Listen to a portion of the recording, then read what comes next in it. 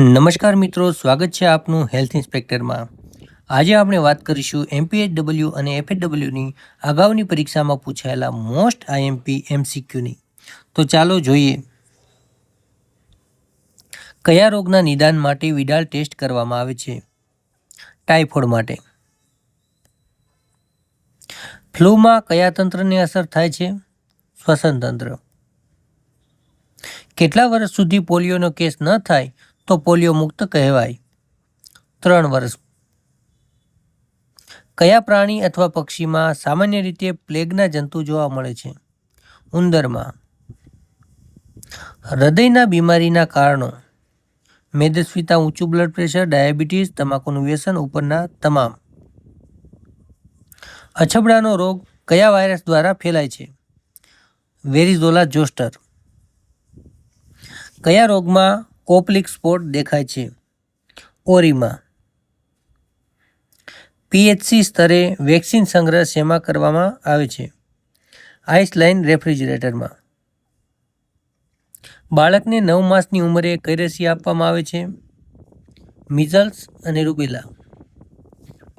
સ્વાસ્થ્ય માટે જવાબદાર પરિબળો કયા છે? ઉપરના તમામ: આનુવંશિકતા, ઉછેર વાતાવરણ અને જીવનશૈલી. સમગ્ર વિશ્વમાંથી શીતળાનો રોગ કઈ સાલમાં નાબૂદ થયો? 1980માં. WHOની દૃષ્ટિએ આરોગ્ય એટલે શું? રોગ ના હોવો, શરીર અને મનની તંદુરસ્તી, શારીરિક, માનસિક, સામાજિક અને આધ્યાત્મિક તંદુરસ્તી અથવા રોગ વિનાની સ્થિતિ. તો એમાં આવશે શારીરિક, માનસિક, સામાજિક અને આધ્યાત્મિક તંદુરસ્તી.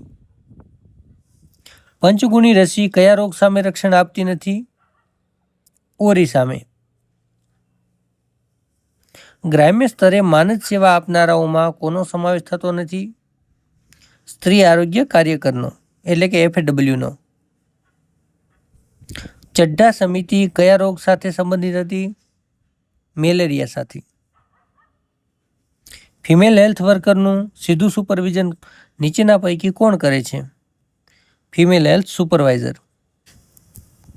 સામાન્ય દ્રષ્ટિ ધરાવતા પુખ્ત યુવાન માટે સ્પષ્ટ દ્રષ્ટિ અંતર કેટલું છે? એમાં આવશે 25 સેન્ટીમીટર. ડેન્ગ્યુ, મેલેરિયા અને ચિકનગુનિયામાં સામાન્ય લક્ષણ શું છે? સાંધાનો દુખાવો. મેલેરિયા વિરોધી માસ તરીકે કયો માસ પસંદ કરેલો છે? તો એમાં આવશે જૂન. અને ડેન્ગ્યુ વિરોધી માસ તરીકે જુલાઈ માસને પસંદ કરવામાં આવેલું છે.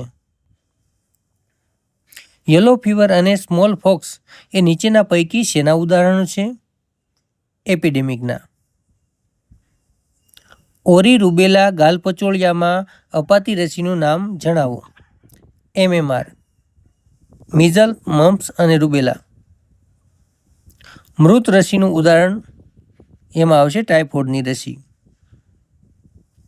કઈ વેક્સિનના કારણે બાળકોને લકવો થઈ શકે છે? સાબિન પોલિયો વેક્સિન. ભારતના રાષ્ટ્રીય રસીકરણ કાર્યક્રમ અંતર્ગત પેન્ટાવેલેન્ટ રસીનો ડોઝ કેટલો હોય છે? 0.5 ml. જન્મ સમયે બાળકને કઈ રસી આપવામાં આવે છે? BCG, OPV0, hepatitis B1. DRTB એટલે કે ડ્રગ રેઝિસ્ટન્સ ટ્યુબરક્યુલોસિસ ની સારવારમાં નાના બાળકો માટે કઈ દવાનો ઉપયોગ કરવામાં આવે છે? ડેલેમિનેટ. સગર્ભા સ્ત્રીને HIV/AIDS પોઝિટિવ હોય તો બાળક માટે આમાંથી કયો વિકલ્પ સાચો છે? તો એમાં આવશે બાળક HIV પોઝિટિવ પણ હોઈ શકે છે અને નેગેટિવ પણ હોઈ શકે છે. પ્રસૂતિની સંભવિત તારીખ કેવી રીતે નક્કી કરવામાં આવે છે? માસિકની તારીખ +9 મહિના +7 દિવસ. ગોઈટર જેવી બીમારી માટે કયો પોષક તત્વ જવાબદાર છે? આયોડિન, જે મીઠામાંથી મળે છે. નીચેનામાંથી કયા વિટામિનની કમી અથવા અછતના લીધે એનિમિયા રોગ થાય છે? Vitamin B12. બાળક કુપોષિત છે એવું શાના પરથી કહી શકાય? ઉપરના તમામ વિકલ્પો સાચા છે. તમામ વિકલ્પો જેમાં આવશે ઉંમર સામે ઓછું વજન, ઊંચાઈ સામે ઓછું વજન અને ઉંમર સામે વધુ વજન. પર્યાવરણીય સ્વચ્છતાનો પ્રાથમિક ધ્યેય શું છે? કચરાના યોગ્ય નિકાલની ખાતરી કરવી.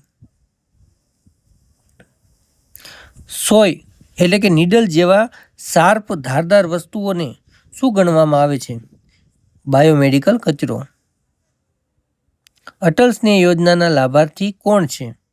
તો એમાં આવશે જન્મજાત ખામીવાળા નવજાત શિશુઓ.